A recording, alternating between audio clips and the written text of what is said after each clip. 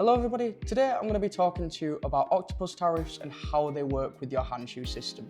We've recently made a few videos showing you how to make the most of your HANCHU system, whether it be the weather optimization, some of the EV charger capabilities, or just having a look to see how your system's performing. Even with them features, there's no doubt at all that the tariff settings are going to be the most important for getting the most out of your HANCHU. We've recently partnered up with Octopus Energy to integrate 3 of the biggest Octopus tariffs. That will be Octopus Go, Octopus Flux, and Octopus Agile. Each one works in a slightly different way, and today we're going to be covering how to enable these for each one. The first we're going to be taking a look at is Octopus Go. This is the most simple tariff, and this is going to take a few clicks on the HANCHU app to get up and running, and is usually paired up with an EV charger. With this tariff, you're going to be given a static time that you can charge your system, usually somewhere in the night, let's say between midnight and 6 o'clock in the morning. And during that time, you're going to have really cheap electricity. This time's ideal for charging your electric car, but it's also ideal for charging your HANCHU batteries as well. Setting it up is really simple. Head over to the HANCHU app where you can see your station and everything that it's doing. Go ahead to the bottom and tap on the second tab, device. And then you're going to see the inverter tab and your model of inverter below. Tap on the inverter, give it just a moment to load, and we're going to use the remote control option at the bottom. We can then head over to energy setup. By default, your system's going to be in self-consumption mode. What we'll need to do is we'll need to change this from self-consumption to user-defined and tap confirm. This part's really simple. All you'll need to do in one of the charge period slots is set the charge time to whenever your off-peak time is. Let's say, for example, it's midnight till 6 o'clock in the morning. We can use charge period 1, change the start time here to midnight and confirm. Give it just a second and that's going to send it to the HANCHU inverter. Then on the right hand side we can set the end time. We'll go ahead and put that at 6 AM. Set that and confirm. And now what the HANCHU system's going to do is it's going to charge between midnight and 6 o'clock. It's really simple, that's all you need to do.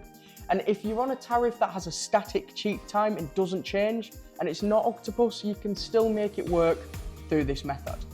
The second one that we're going to be covering is the Octopus Agile settings. We still need to go to the remote control on our inverter, but we can head down to electricity price strategy. Enable the Octopus settings switch, and we can see we've got a few different options here. First things first is the schema type. You've got 2 options, price settings and charge period settings. Price settings is really simple.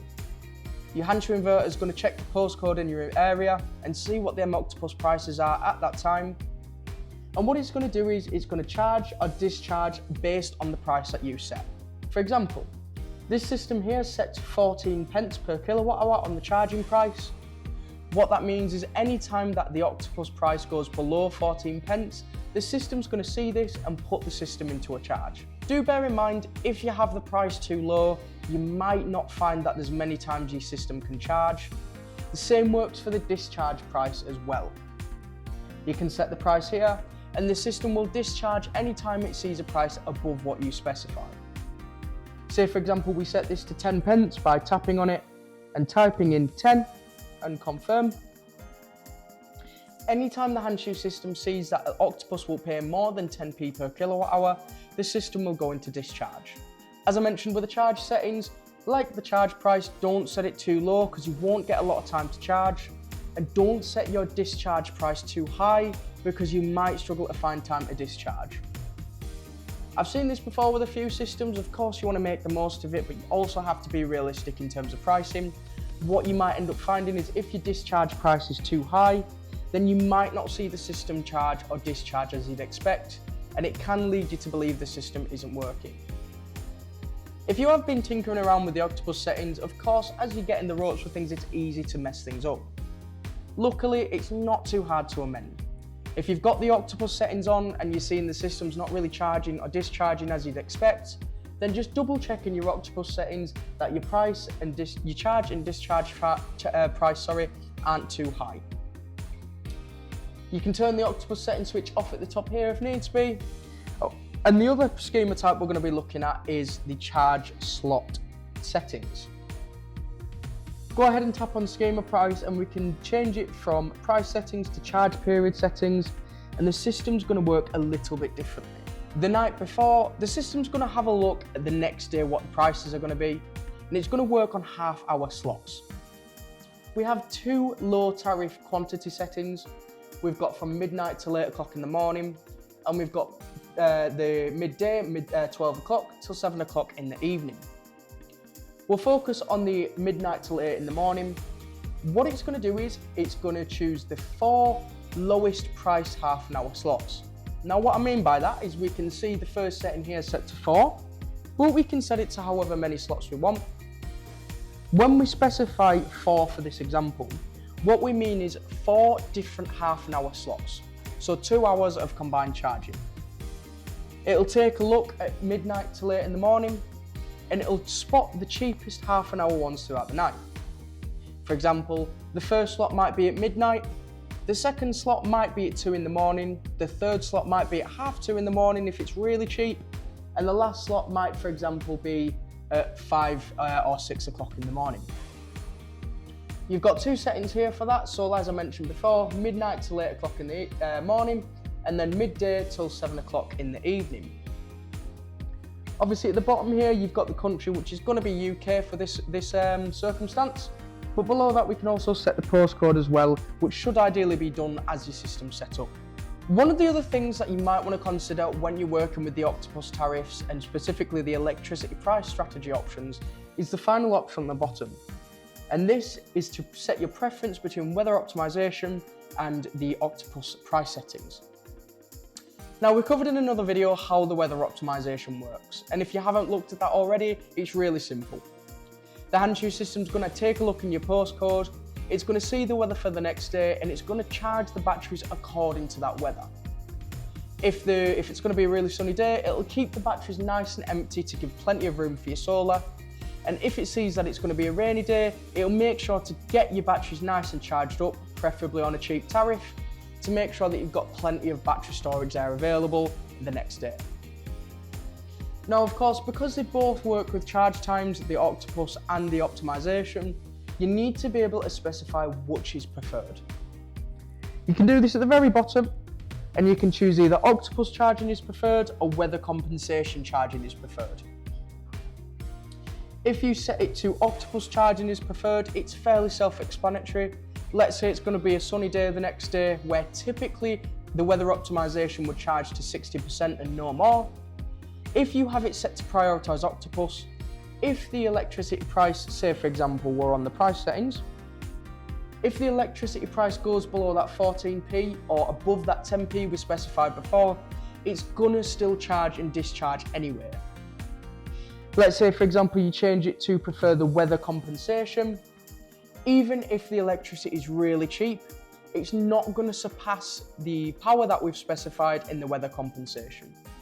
So even if it's going to be a really rainy day, it's going to make sure to charge the batteries to what you specify, even if that electricity price doesn't match what you've set in the Octopus.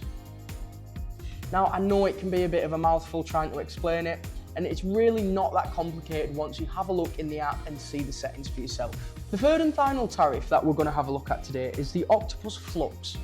And that's a new tariff that we've recently introduced to work with the HANCHU, and it's something you'll need to speak to Octopus about. If you don't know what Octopus Intelligent is already, it's a bit different to the previous tariffs where you set the system to run, you specify exactly how, when and where the system operates. The Intelligent one is where you leave this to the electricity provider.